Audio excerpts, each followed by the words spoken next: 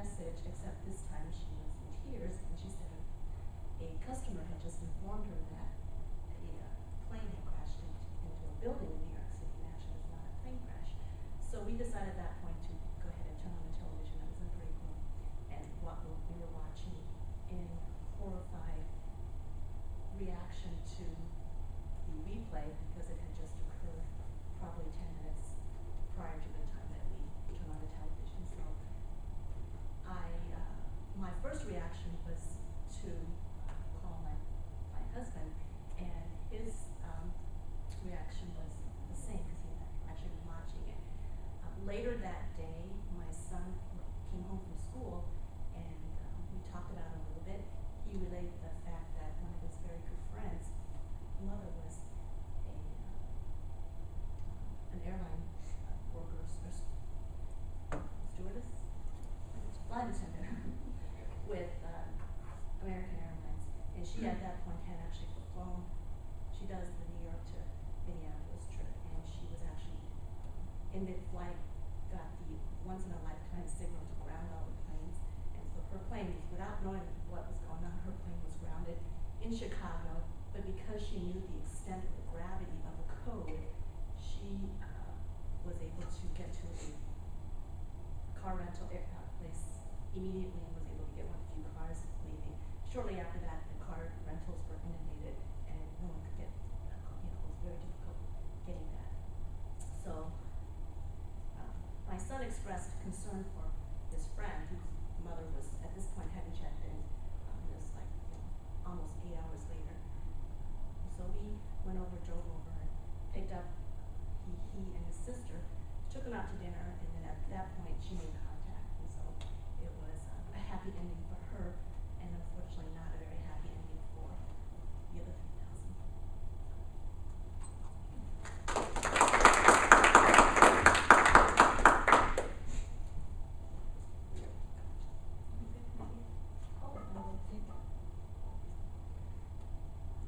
Jim looks a really busy buddy.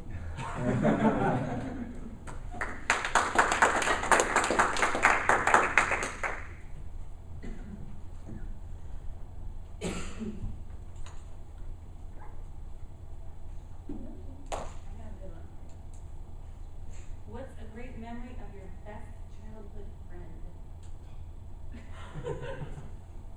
That was a long time ago.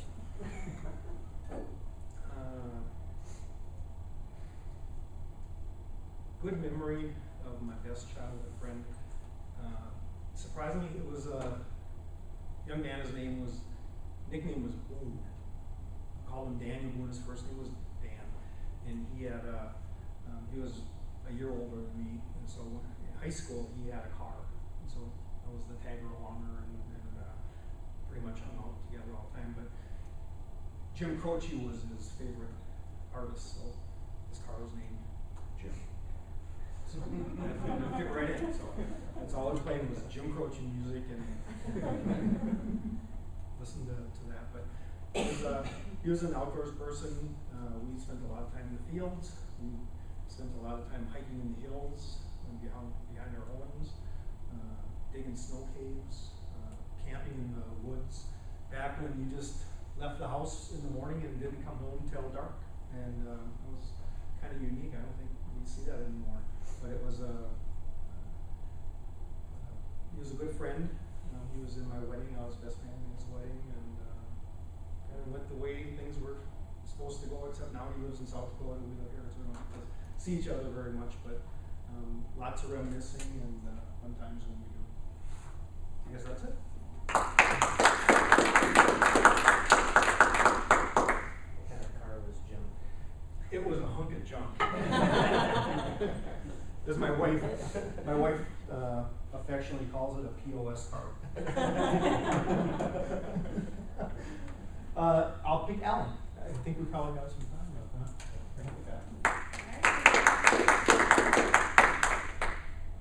All right. Have you ever, and if the answer is no, then what would you, purchase something you saw on an infomercial? My, an infomercial. You know, I've seen these quite often because I'm a bit of a night owl and I'm up late, and I didn't always have a lot of television channels to choose from. I usually have over the air. It's very few channels on late at night. I have not purchased anything from an infomercial, but I do have something that was purchased from an infomercial via my brother. Not unlike many people who watch these commercials late at night and see some exercise equipment, my brother felt, in a moment of inspiration, maybe a little hubris that he could stick to a plan, he decided to buy a sort of an Orbitrek trainer. That's something that works the upper body with motion backward and forward and moves the legs in a kind of a running movement. My brother bought that and promptly used it for what is the secondary purpose of these things, which is to hang clothes on. In fact, I think that when they design these things, they should put some hooks on there, so go directly to hang clothes on. But I saw this in my brother's apartment, and I felt maybe it was something I could use. And unlike my brother, I did use it several times a week for a couple of years when he noticed that I was getting in shape and he was not getting his money's worth, and he asked to have it back. I did give it back to him, and since then it's gained a little bit of rust in his garage. I don't think I need it back now, but that's the extent of my involvement with items that can be purchased via infomercial.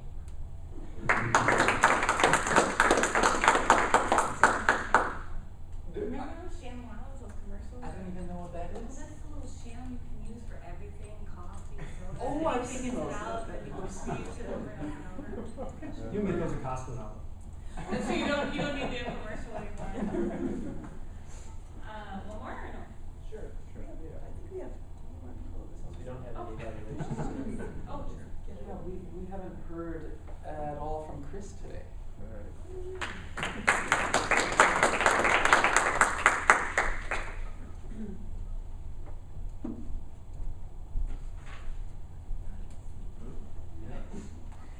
Alrighty, what were you scared of the most when you were young?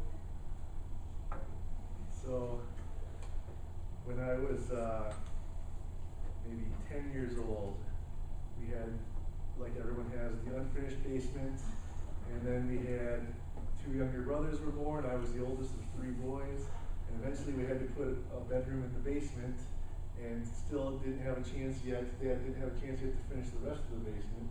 So there's just this bedroom, and actually there was a bathroom next to it, so I had my own shower, which is weird, but so it's like you walk down the stairs, and then there's just this empty, scary basement, messy basement, and then the room at the far end of the basement.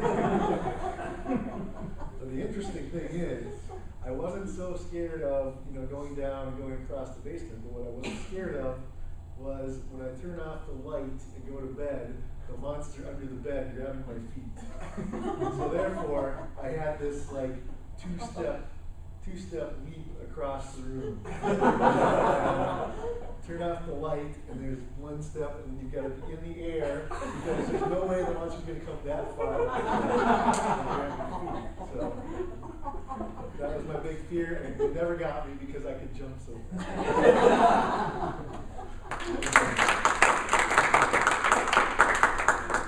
It must have been before the clapper. Yeah.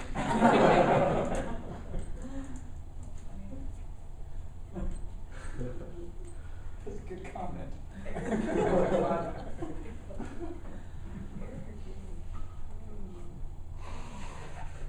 Eric or Gary, Chris? Oh. Once I could speak to. Oh, yeah, Watson. You can Toastmaster. That doesn't matter. For that, I choose wonton.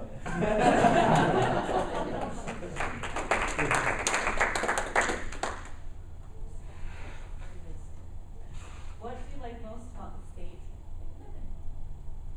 State. Oh, there's too many things I think I would love about Minnesota. But I think in fact, like lakes, water skiing, cross-country skiing, can be in the North Shore. But I think that if I have to pick one, try to meet other people. It's really nice. You know, it's there are nice people everywhere, like even New York City. But on average, like overall, people here are more laid back, relaxed, more friendly. Like in the Toastmasters, more encouraging. Definitely, this best part of this day.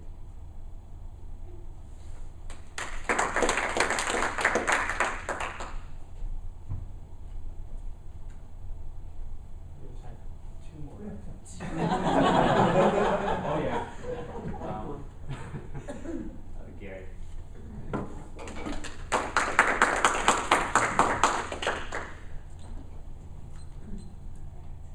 All right, Gary. Is the best kind of vacation relaxing and doing nothing, or sightseeing and doing everything? For me, the best kind of vacation would be the sightseeing and doing everything, because I just have a hard time not doing anything at all. And I get bored and I feel like I'm just wasting my time. I gotta do something.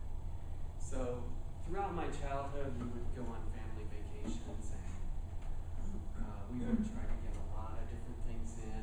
And as a child, that was a lot of fun. You know, as a parent, now that I'm doing the family vacations, it's not quite so much fun. But still, I'd rather do a lot of stuff and try to get in everything I can. And besides, you never know when you're gonna get back to that place, right? So you gotta get it all in when you have the opportunity.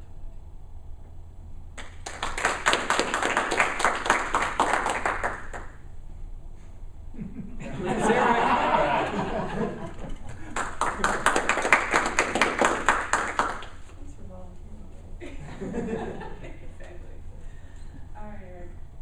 Has your personality changed since you were a little kid, or are you pretty much the same? Wow.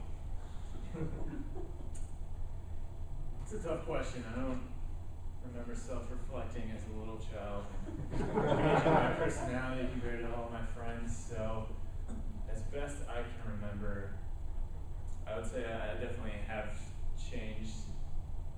I grew up on the outskirts of town, and we had only a few neighbors, so there were not very many chances for me to go and hang out with friends and play with them. So I was always in the back of the yard in the woods. We had lived near some cornfields and some four-wheeler trails, so I was always out in the woods making forts by myself and enjoyed that a lot. And as I've grown up and moved into high school and then college and now the working environments, you are no longer by yourself. So that's been a bit of a change for me, is where I enjoy a bit of a solitude, but now in an environment where you really don't have any solitude unless you go after work, whatever. I'd say I definitely have changed in that I've learned to work with others and to just hang around others a lot more as high school has progressed, not just like since I've started my job, but over the course of from when I was a youngster to now, it's definitely changing. And I think you're always changing, actually, relative to your environment and exposures and whatnot. So definitely.